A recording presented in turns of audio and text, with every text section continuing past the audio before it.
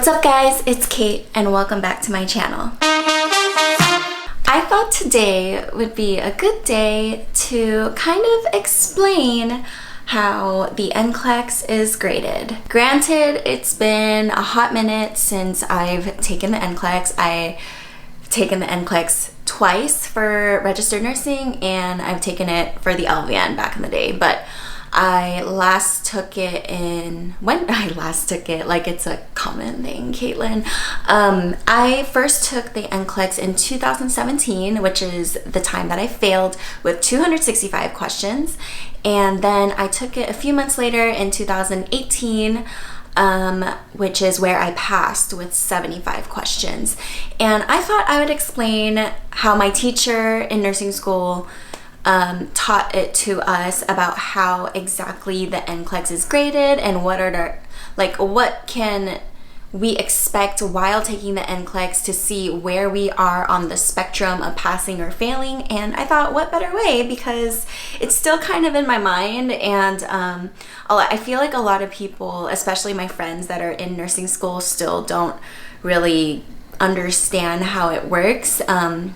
I mean, I'm not sure if every nursing instructor explains how the NCLEX is graded, but yeah, it's NCLEX season, so why not?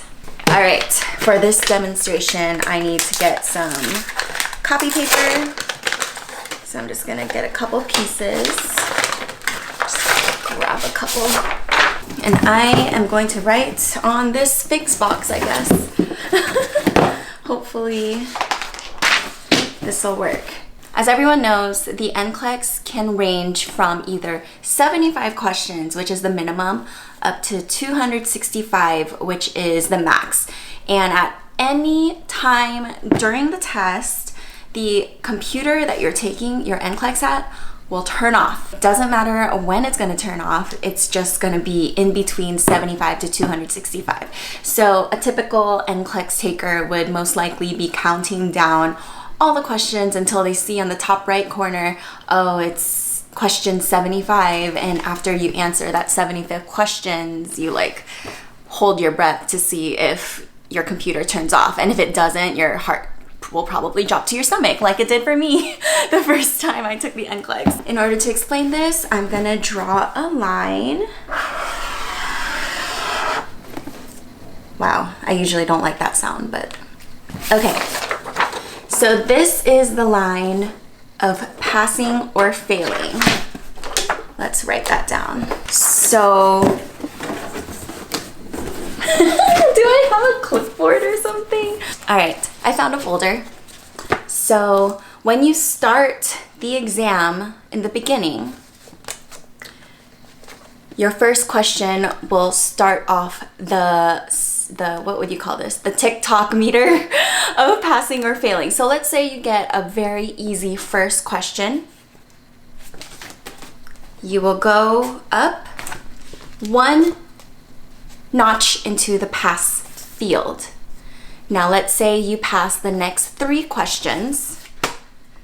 Oh my gosh, I didn't think this out. Like, how do I do this? Okay, so let's say you pass the next 3 questions. You're gonna go up 1, 2, 3, and you are in the passing field. These questions up here in this field are gonna get harder. That's just the fact. It sucks, but they're gonna get harder, but it's also a good indication that you are in the right zone. So this means you'll be getting more select all that applies. You'll be getting a lot more questions of medications you've never heard in your life. You'll be getting a lot more scenario questions, but the main thing that everyone worries about is primarily the select all that applies. Well, of course, it's not going to be perfect. While you're taking your NCLEX, you're not going to be getting everything right. So let's say you get a couple wrong, but then you get another one right. Then you get another one wrong. Then you get another one wrong. Then you get another one wrong. Oh, and now you are in the fail zone. So as you get into the fail zone, if you are here, your questions are going to get easier. The people who made NCLEX, they're not trying to make you fail. The number one thing that the NCLEX makers are trying to figure out from the takers of the NCLEX is that you are a safe nurse. They just want to make sure you guys will be safe. So a lot of people can overthink this, like I did the first time I took this. But yeah, that's just how they made it. I don't know, like this is just how my teacher explained it to me. But basically, of course, you're in the fail zone, critical zone. You'll be getting more easier questions. I can't speak today. So of course, the goal from this whole situation is you want to end up in the pass zone. But here's a secret. You really don't need to be at the top of this in order to pass. There are many test takers out there who during their test will just be in this zone this entire time. They'll be like a chainsaw, just getting some right, getting some wrong, getting some right, getting some wrong. At this point, you're getting some average questions, easy, difficult. They can't tell where you are. So if you're zoning in the middle line of pass and fail the entirety of the test, they are going to give you more questions.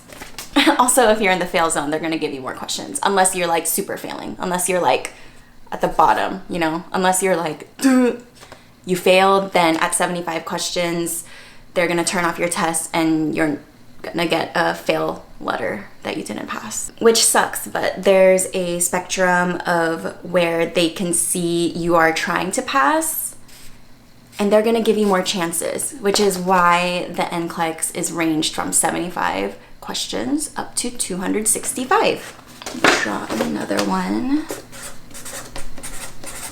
Okay, so in this one, I'm gonna be showing the end of the 75 questions. So let's say you've been taking your NCLEX, you're reaching the end, it's 70, you're at 74 questions, and you are up here, way up here in the spectrum. This is when they would turn off your test at 75 questions, and you pass. Same with down here, like I already stated. If you've just been doing really poorly, the test will automatically fail you at 75 questions. But the important thing to know, the number one important thing to know, is if your test keeps continuing after 75 questions, it means they are trying to give you a chance. You are somewhere here. You are somewhere in the middle zone.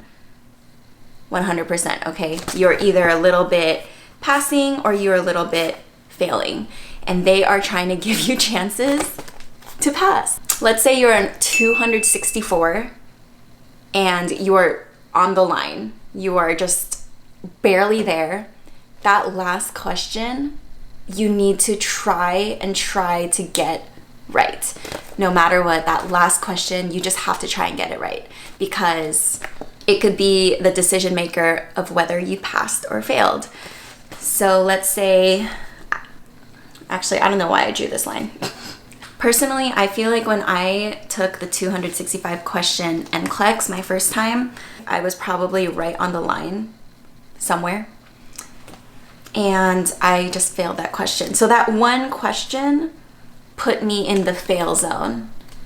Versus, let's say you are somebody who got that question right on that 265th question. That one question could have put you right in the passing zone. And that's pretty much it. Your main goal is to try and get those harder questions, honestly. Don't think too hard about it. If you're seeing a lot of select all that applies, you are probably most likely doing really well. And all you want to do is try and survive till the 75th question and get into the passing zone. The reason why the NCLEX is able to turn off at any number between 75 and 265 is because any time between that, you could have reached any of the zones. So once it starts giving you more questions and once it starts trying to get you to pass by giving you more options, if you take that opportunity and you reach the top and reach that level that they're like, okay, this person's gonna pass, your computer could turn off at like 102 or something like that. I know that can be so freaking stressful when you, it's like you're waiting for the computer to turn off after every single question after 75. At least that's how it was for me. Like once you reach 180, you're kind of just like, oh my goodness, I am not gonna pass this thing. The second time I took the NCLEX, I just remember simplifying my thoughts. I simplified everything. I knew the answers. I felt like I knew the answers. I was very confident in the answers. And at that 74th question, I pressed that submit, and I gasped when like the computer turned black, and I was just like, oh my God, like I passed. I knew it at that point.